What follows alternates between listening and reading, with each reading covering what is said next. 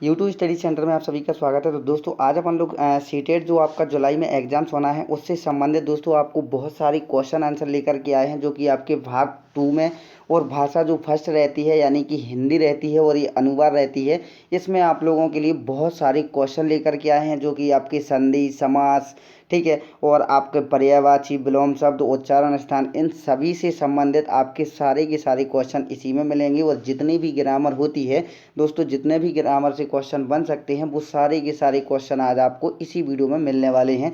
तो आप लोग वीडियो का एक भी पार्ट स्किप मत करिएगा, हर एक क्वेश्चन को आप लोग करते चलिएगा। और आपकी तैयारी कैसी है आप लोग अपने कमेंट बॉक्स में आंसर भी लॉक करते चलिएगा। तो बिना समय बर्बाद किए हुए स्टार्ट करते हैं वीडियो को और अपन लोग देखते हैं 31 नंबर क्वेश्चन। ये 31 नंबर क्वेश्चन आपको क्यों लेकर के आए हैं, क्योंकि आपके भाग सेकंड में हिंदी भाषा आती है और आपकी जो पहला पार्ट रहता है उसमें आपका सीडीपी आता है, ठीक है, सीडीपी आता है, उसमें आपके 30 क्वेश्चन रहते हैं। इसके बाद आपकी होती है हिंदी, ठीक है। तो हिंदी में आपके 31 नंबर से क्वेश्चन आते हैं। तो डिट्टो से हम आपको उसी प्रकार से ये क्वेश्चन आंसर कराए जा रहे हैं, ठीक है। तो आपका पहला क्वेश्चन है कि निश्चल शब्द का कौन सा शब्द विच्छेदित रूप है।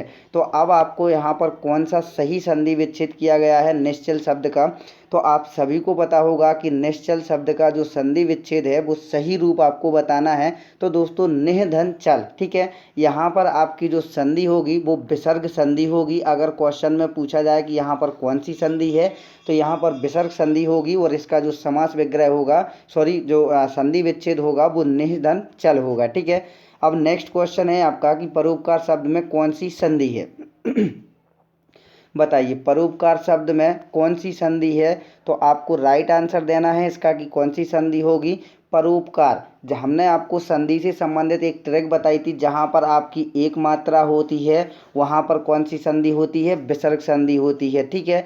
और जहाँ पर दो मात्रा या बड़ी मात्रा होती है वहाँ पर होती है आपकी दीर्घ संधि, ठीक है। जब हम आपको अलग से दोबारा पढ़ाएंगे तब आपको इस ट्रिक से बता दिया जाएगा। तो परोपकार शब्द में कौन सी संधि है, तो वृद्धि संधि है, ठीक है, आपको याद हो जाएगा। नेक्स्ट क्वेश्चन है मुख दर्शन में कौन सी संधि है। दोस्तों यहाँ पर थोड़ी सी मिस्टेक हो गई है, तो आपको थोड़ा सा सुधार कर लेना है कि मुख दर्शन में कौन सी संधि ना हो करके यहाँ पर समास आपको बताना है, ठीक है। यहाँ पर मुख दर्शन में कौन सा समास है, तो बताइए बहुब्रीहि समास है, द्वंद्व समास है, तत्पुरुष समास है या फिर द्विगु समास है। तो मुख दर्शन में कौन सा समास है, तो दोस्तों इसका जो सही आंसर होगा वो आपका हो जाएगा तत्पुरुष समास, ठीक है। मुख दर्शन में जो समास होगा वो कौन सा समास हो जाएगा, वो हो जाएगा आपका तत्पुरुष समास। नेक्स्ट क्वेश्चन है जो शब्दांश शब्द के आदि में जुड़कर शब्द के पहले अर्थ को परिवर्तित कर देते हैं उन्हें क्या कहते हैं। तो दोस्तों बताइएगा शब्दांश शब्द के आदि में जुड़कर शब्द के पहले अर्थ को परिवर्तित कर देते हैं उनको क्या कहा जाता है। तो दोस्तों उनको क्या कहा जाता है, प्रत्यय, ठीक है। क्या कहा जाता है, प्रत्यय कहा जाता है। ये आप सभी को पता होगा, ये प्रत्यय की परिभाषा हो भी सकती है, ठीक है, इसको प्रत्यय की परिभाषा भी अपन लोग कह सकते हैं। महत्वपूर्ण क्वेश्चन है दो स्वरों अथवा दो व्यंजनों के मेल को क्या कहते हैं। दो स्वरों अथवा दो व्यंजनों को मेल को अपन लोग क्या कहते हैं, आगे पढ़िएगा, संधि कहते हैं, ठीक है। दो स्वरों अथवा दो व्यंजनों के मेल को क्या कहते हैं, संधि कहते हैं, ठीक है। तो ये आपकी संधि की परिभाषा दी गई है, ठीक है। संक्षिप्त रूप में लिखा जाना समास हो जाएगा, ठीक है। अब आगे आप लोग समझ ही सकते हैं। नेक्स्ट क्वेश्चन है नाक रगड़ना का क्या अर्थ है। ये आपको पता ही होगा, इसका राइट आंसर जल्दी से लॉक कर दीजिएगा, बिल्कुल सरल रहेगा यार, आपको 30 में से 30 नंबर लाना है, ठीक है। नाक रगड़ने का क्या अर्थ होता है, तो नाक रगड़ने का जो दोस्तों अर्थ होता है वो दीनतापूर्वक प्रार्थना करना यानी नाक रगड़ना कहलाता है। नेक्स्ट क्वेश्चन है विलोम शब्द आ गया है, यहाँ पर उन्मूलन का आपको विलोम बताना है। ये डिट्टो सेम आपको एग्जाम्स में देखने को मिलेंगे क्वेश्चन दोस्तों। अगर आप लोग एक भी क्वेश्चन को मिस कर देते हैं तो आप लोग अपने नंबर मिस कर रहे हैं, ठीक है। शुरू से अंत तक देखिएगा, जो दिक्कत है जो डाउट है आप लोग पूछिएगा। उन्मूलन का विलोम क्या होगा, तो उन्मूलन का आपको विलोम बतलाना है दोस्तों। उन्मूलन का जो विलोम होता है वो क्या होता है, रोपण होता है, ठीक है। नेक्स्ट क्वेश्चन देखते हैं। नेक्स्ट क्वेश्चन आपके सामने रहेगा महावीर प्रसाद द्विवेदी ने आदिकाल को क्या संज्ञा दी है। तो महावीर प्रसाद द्विवेदी ने आदिकाल को जो संज्ञा दी है वो कौन सी, बीज वपन काल की संज्ञा दी गई है।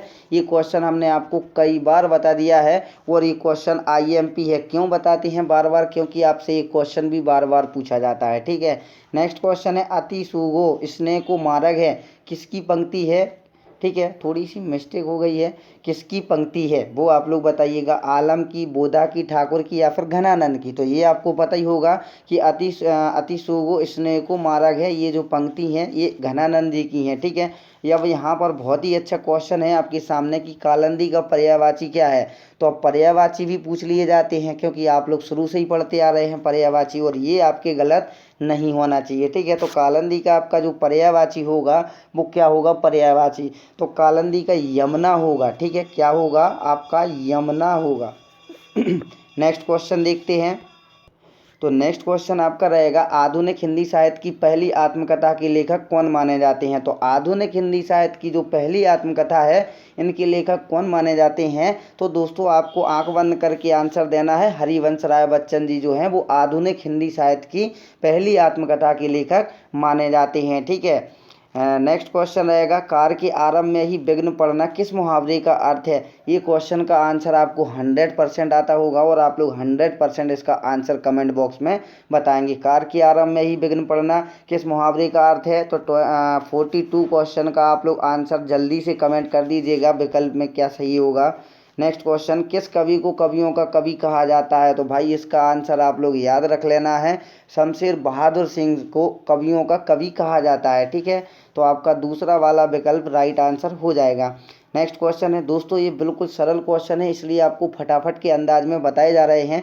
ठीक है, आपको इसी अंदाज में अपनी तैयारी भी करना है और इसी अंदाज में आपसे क्वेश्चन आंसर भी सीटेट के एग्जाम्स में पूछे जाएंगे, जो कि आपको एक भी गलत नहीं करना है। दशरथ सुत तिहु लोक बखाना, राम नाम का मरम है आना किस रचनाकार की पंक्तियां हैं। तो ये भी आप सभी को पता होगा दोस्तों कि ये कबीर जी की पंक्तियां हैं। ठीक है, किसकी पंक्तियां हैं, कबीर दास जी की पंक्तियां हैं। नेक्स्ट क्वेश्चन है, हिंदी का पहला पत्र कौन है। तो ये भी आप सभी को पता होगा कि सर उदंत मार्दंड है हिंदी का पहला पत्र। ठीक है, यही है कि नहीं, आप लोग कमेंट करके जल्दी से बताइएगा दोस्तों। नेक्स्ट है आपका, चिंतामणि किसका निबंध संग्रह है। तो ये भी आप सभी को पता होना चाहिए, चिंतामणि किसका निबंध संग्रह है।